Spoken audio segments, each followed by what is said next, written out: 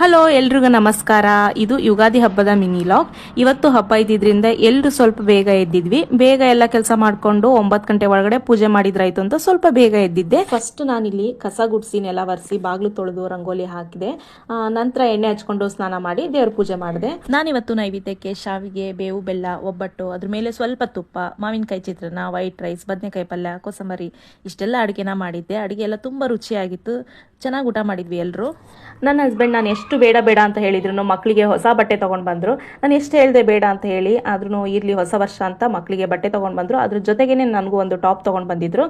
ನಾವೇನು ಎಲ್ಲ ಹಬ್ಬಕ್ಕೂ ಹೊಸ ಬಟ್ಟೆ ಏನು ತೊಗೊಳ್ಳಲ್ಲ, ಯಾವಾಗ ತೊಗೋಬೇಕು ಅಂತ ಅನ್ಸುತ್ತೆ ಅವಾಗ ತೊಗೊಂಡಿರ್ತೀವಿ ಅಷ್ಟೇ. ಎಲ್ಲರೂ ಬೇವು ಬೆಲ್ಲ ತಿಂದು ಒಳ್ಳೇದು ಮಾತಾಡೋಣ. ಎಲ್ಲರಿಗೂ ದೇವರು ಆರೋಗ್ಯ, ವಿದ್ಯೆ, ಬುದ್ಧಿ ಕೊಟ್ಟು ಕಾಪಾಡಲಿ. ಈ ಹೊಸ ವರ್ಷ ಎಲ್ಲರ ಬಾಳಲ್ಲಿ ಹೊಸ ಹರ್ಷವನ್ನು ತರಲಿ. ಎಲ್ಲರಿಗೂ ಯುಗಾದಿ ಹಬ್ಬದ ಹಾರ್ದಿಕ ಶುಭಾಶಯಗಳು. ಇದಾಗಿತ್ತು ಇವತ್ತಿನ ಮಿನಿ ಲಾಗ್. Thank you.